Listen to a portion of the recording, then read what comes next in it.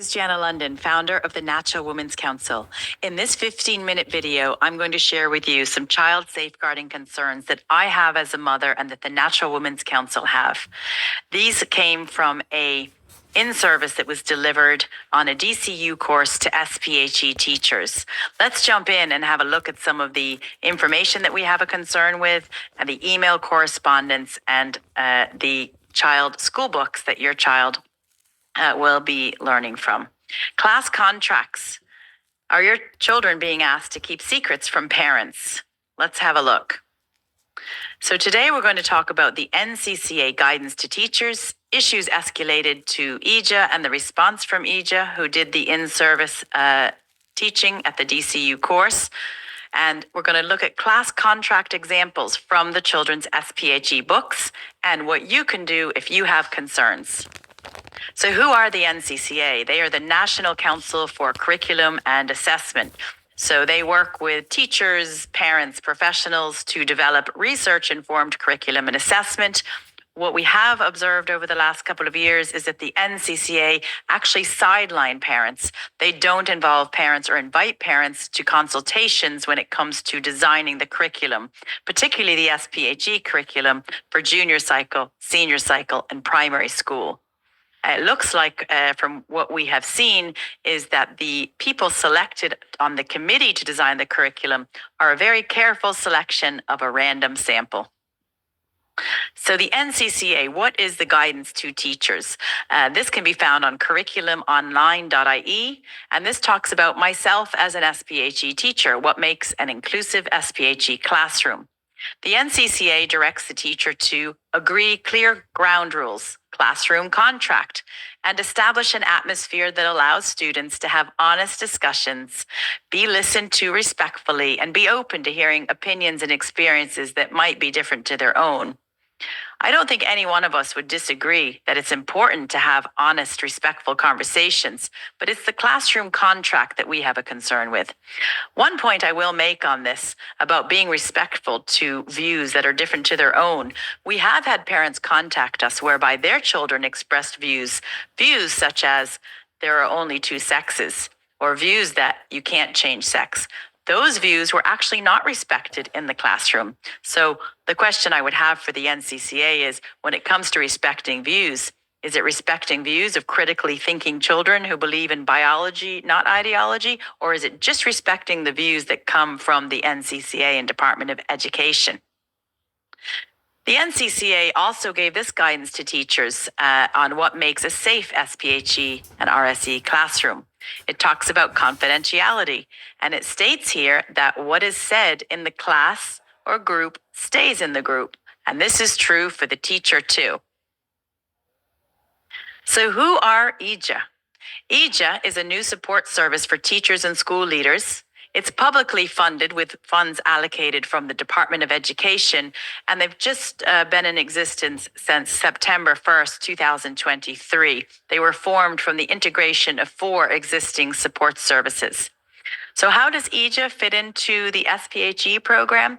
EJA, getting their direction from the NCCA and given the briefing and the curriculum from the NCCA, they go in to do a 2-day in-service to SPHE teachers.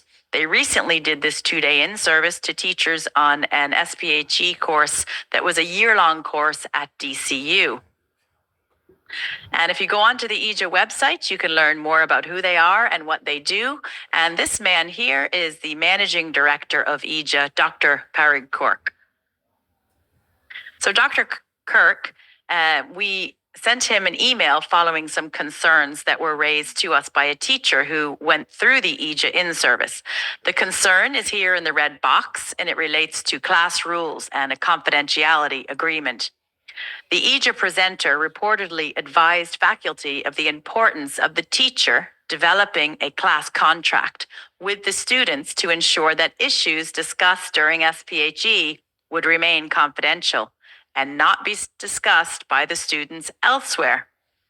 So the letter that we sent to Parig Kirk at EJA stated that discouraging children from speaking to parents about matters related to sex and relationships, whether discussed in the classroom during SPHE or otherwise, has a concern in relation to these 3 points. One is it creates an ethos of secrecy, which offends all child safeguarding principles. How many of you, as parents, have asked your children to never keep a secret from you? That there are no secrets for mommy and daddy. The child should feel comfortable coming to us about any matter that they have. And B, it potentially creates a mistrust between parents and children. Think of your child, age 12, sitting in this classroom, and the person in a position of authority, their teacher, says that they aren't allowed to discuss this information elsewhere. The child may be thinking, can I not trust my parents with this information? So it does create that mistrust and puts a wedge between the parents and the children in relation to open communication and trust. Thirdly, it could ultimately make the children more vulnerable to predatory behavior due to the lack of openness with their parents. So think about this situation outside of the classroom. If a child is told to keep secrets from mommy and daddy in the classroom by a teacher in that position of authority, what happens when they're at the playground and someone who may be a predator approaches your child and says to them, can you keep a secret from your mommy? That's generally one of the first questions a predator would ask your child. So it puts that child in a vulnerable position if they're learning about secrets in the classroom environment. It also offends Article 42 of the Irish Constitution, which acknowledges parents as the primary and natural, moral, intellectual, physical, and social educator of our children. So this letter went to Dr. Kirk on the 21st of February. It's important to note that the letter was much longer. These are just a few points. We also included other matters of concern, such as advising teachers to introduce themselves using pronouns. So what was the response from Dr. Kirk that came back on the 3rd of March? I won't read this verbatim, so feel free to hit pause on your screen if you wish to read all of the points. But in summary, he advised us that he was following the NCCA's document, What Makes a Safe SPHE Classroom. That is correct, and that was the document from the NCCA that I just shared with you about the class contract and the agreement. He disagreed that there was any safeguarding issue. He said that having followed all of Aegis child safeguarding procedures, I am satisfied that this matter has reached conclusion. It's all done in his eyes. He states that he will not be making a report to TUSLA because, again, there's no reasonable grounds for concern in relation to these class contracts and secrecy pacts. He states that the professional learning provided to the faculty of the school is aligned with the guidance provided by the NCCA and the Department of Education. That is correct. So he is only taking orders from the NCCA and the Department of Education, and he, using his own judgment and Aegis safeguarding procedures, does not feel there's any risk with this class contract and secrecy pact. So we weren't satisfied with his response and wrote back to him on the 12th of March, 2024. And again, we stated that the EJA presenter reportedly advised faculty of the importance of the teacher developing a class contract with the students to ensure that issues discussed during SPHE would remain confidential and not be discussed by students elsewhere.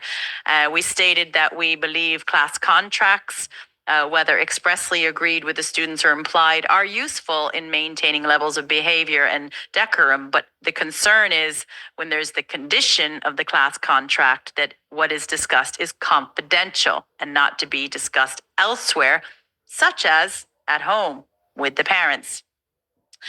We also, in the letter, stated that we did not ask him to consider whether a class contract is appropriate, but whether a class contract which seeks to restrict children discussing issues in SPHE, which due to the very nature of SPHE, and from what we've seen in the school books, they are of a very sexual nature. So restricting them from discussing them with persons outside of the class, which would obviously exclude parents and guardians, was the concern. So Dr. Kirk comes back on April 2nd, and I'm going to read a few points from this, and I would like to ask you if you also agree this may be plausible deniability. So again, he states that the class contract is guidance from the NCCA under the document, What Makes a Safe SPHE Classroom. And he mentions that it's to protect, from page 3 of the NCCA document, it's to protect privacy, and students shouldn't talk specifically with names when retelling stories. That we agree with. We agree that if a child goes home and talks to their parents about something, they needn't mention the specific child that raised this. So that we do agree with. What we strongly oppose is having any secrecy pact, any class contract, which stops children from bringing that information elsewhere outside the classroom.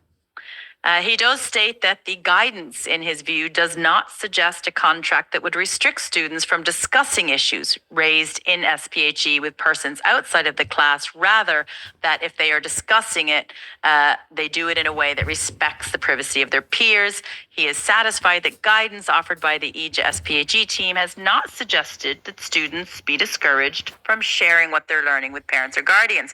So this is his opinion he's writing back to us in this letter, but his opinion is different than what the NCCA guidance to teachers states and what the school books state, which I'm going to show you in a minute. So this appears to be plausible deniability by Dr. Kirk, in my opinion.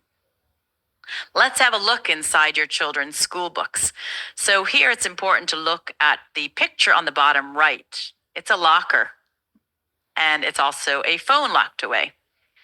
So children are being asked to sign a secrecy contract in the class, not to share information outside the class. And the Department of Education used public funds to go out and buy those books.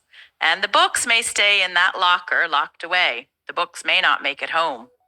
And the mobile phones, of course, will be locked up as well. So there will be no way to take any photographs or recordings of what is taught to that child. So if you lock up the books and you lock up the phones and then your child can't talk to mommy or daddy about it, it really is a case of what happens in the class truly stays in the class. I like it. Yep, it's mine. The prices blow my mind. I feel so rich. Yeah. So the first set of books we'll look at, My Wellbeing Journey, and here we have book 1, 2, and 3, and we're going to specifically be looking at My Wellbeing Journey 1 today. You can view all of the pages from this book on www.gileducation.ie. It's over 200 pages, and they do provide the entire book online for you to flip through the pages and have a look for yourself. We also have a hard copy of this book as well, in case it is changed or taken down offline. The 3 authors of the book, it's always nice to put names and faces behind the work they produce. We have Edel O'Brien, who's a coordinator of SPHE and Wellbeing down in Castle Troy College. We have Owen Cleary, who's coordinator of SPHE and Wellbeing at a secondary school in Greystones. He's also on the board of directors in the Dublin Rape Crisis Centre. His LinkedIn profile does state that he's also an assistant principal. And if you do Google Owen Cleary, he does a lot of writing for the journal.ie. He's written quite a few articles against parents' views and dismissing our views, and that no surprise since he's producing the books to teach our children this. And we have Pam O'Leary. She's an experienced guidance counselor and well-being teacher at no surprise, an Educate Together school down in Cork. So in My Wellbeing Journey 1, the one with the purple cover there on the left, there's a group activity for the class to do on page 106. And in this group activity, RSE ground rules, Diamond 9. So you'll see these 9 diamonds here. And if we zoom in on the yellow one here, it states clearly, what is shared in class stays in class. I don't think there's any ambiguity to that one, is there? And then you have the class activity here and the class contract on page 107 that your child will be asked to sign. It is an important thing to note that in no other subject in school is there a class secrecy contract or a confidentiality contract. They don't have it for classes like science, geography, Irish, or math. It's only in the class education discussing topics of a sexual nature. And written by the same authors here, Adele O'Brien, Owen Cleary, and Pam O'Leary, is My Wellbeing Journey 2. And this book here with the red cover is the SPHE book that had 8 pages dedicated to masturbation in lesson 17. That includes mutual masturbation. And in lesson 17, it also congratulates your child, age 12. Congratulations, you're becoming a sexual being. That's great. And inside this book, you'll see here it has on lesson 1, class contract and goal setting. And then you see the ground rules there on the top right. And then you have the teacher there pointing to some different rules that he has. And if we zoom in on one of those, it says privacy. And there we have the class contract that your child will be asked to sign. Another publisher, Edco, the education company of Ireland. You can find all of these books, ebooks, and digital resources on edcopublications.ie. And this book here, we've done a podcast last year we did in this book here, and this was revealing the genderbread person and the different terminology that your children will be asked to learn, such as transgender, non-binary, cis, and more. Some more of those makey-uppy terms, bringing a political ideology and gender politics into the classroom. So we've seen this book before. Let's have a look. And here we go. There's ground rules, our class contract, and your child here will be asked to put in their name and agree to the following rules to keep the SPHE class happy and a safe place for all. Well, what I would ask is it really a happy, safe place when children are being asked to keep secrets? I don't think that's safe. So what is our view of class contracts? A few points here. A verbal classroom agreement is acceptable, whereby children should be free to discuss all matters with their parents, but that no other child's name should be quoted. That is reasonable. We oppose any written contract to be agreed or signed by minors. Minors are children under 18. You are not an adult within the laws of Ireland until you're 18. So no child, no minor should agree or sign a contract without the explicit agreement of parents. And just a reminder that we have Article 42 of the Irish Constitution, which acknowledges parents as the primary and natural, moral, intellectual, physical, and social educator of our children. So we must, as parents, assert our rights. What can we do? First, have that open, honest relationship with your child. Talk to your child to advise them that they should never, under any circumstance, keep a secret from their parents. Tell your child to refuse to sign any class contract. Second, share this information with every parent you know.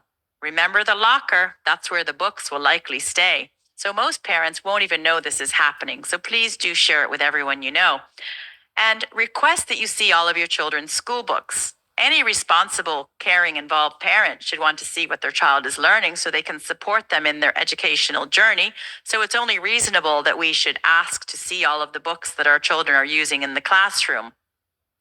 And fourth, contact your child's school, discuss your concerns with the teacher, and follow up with a letter to the principal and the Board of Management. And you can copy your local TD, the Minister for Education, Norma Foley, and EJA, and the NCCA, who are putting out these guidelines. And you can visit the naturalwomenscouncil.ie and follow us on X and Telegram for the latest information and campaigns. So the most important thing is that you should have a relationship with your child where your child never, ever feels that it's right to keep a secret from you. Open communication is the best way to safeguard your child. I hope you found this information useful. If you please give it a like and comment your feedback on the video, that will help us stop the shadow banning and beat the algorithms as well. So more to follow on this. We're going to continue to produce the content for parents to keep you armed with knowledge to protect your child. We will make schools a place where children are educated and not indoctrinated. Thank you very much and have a great day.